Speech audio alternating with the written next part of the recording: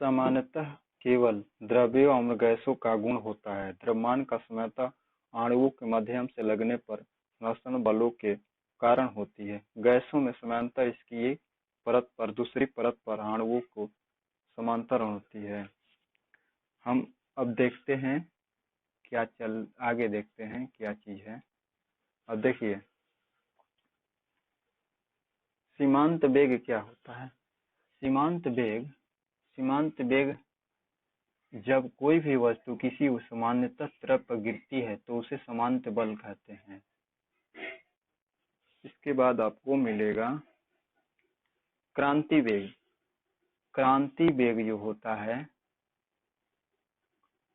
क्रांति वेग वह होता है जो धरोहर रखी प्रभार को महत्व वेग की प्रतिगत वेग कहते हैं, अर्थात धारा रेखीय प्रकार की वह ऊंचाई सीमा जिसके बाद द्रव्यमान का प्रभाव रेखीय न होकर विद्युत हो जाए तो उसे क्रांतिकारी वेग कहते हैं।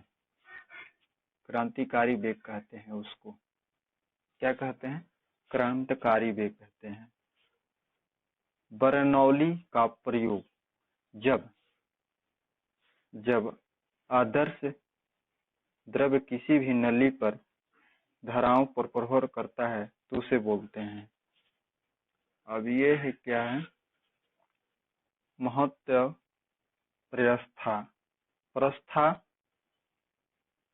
प्रत्यास्थता की सीमा,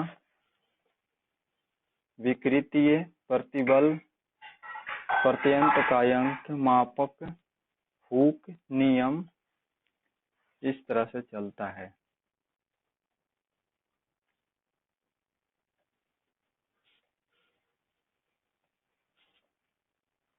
विकृत क्या है? विकृत है किसी भी तरह पर विपरीत बल लगने पर उसकी पारंपरिक लंबाई एल में वृद्धि हो जाती है।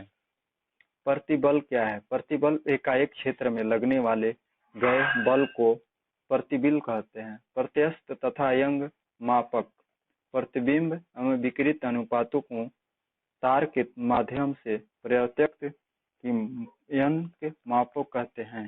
हुक का नियम प्रत्यास्थता की सीमा में किसी भी वस्तु में उत्पन्न किसी भी वस्तु पर लगाने पर प्रतिबिंब के अनुरूप होती है, इसी को हुक बोलते हैं।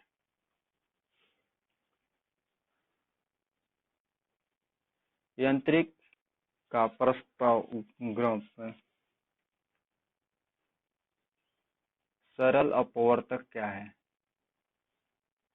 सरल अपवर्तक गति एक निश्चित पथ पर गति करती है। वस्तु जब एक निश्चित समय तक अंतराल के पश्चात बार बार अपनी पूर्व गति को दोहराती है तो उसी को प्रकार को गति कहते हैं। बोलंग गति किसी भी पिंड की सीमा लिखने के इधर उधर गति करने पर दो बल कहलाती है। एकाएक दोहराने पर या एकाएक कंपन करती है। सरल अर्धवत गति ऐसा होता है एक निश्चित पथ पर गति करती है। वस्तु का जब एक निश्चित समय अंतराल के पश्चात बार बार अपनी पूर्व गति की दोहराती है तो इस प्रकार की गति को गति आवर्तक गति कहते हैं। दोलहन गति किसी भी पिंड की सामान्य की स्थिति के इधर उधर गति करने की दोबारा कंपनीय गति कहते हैं।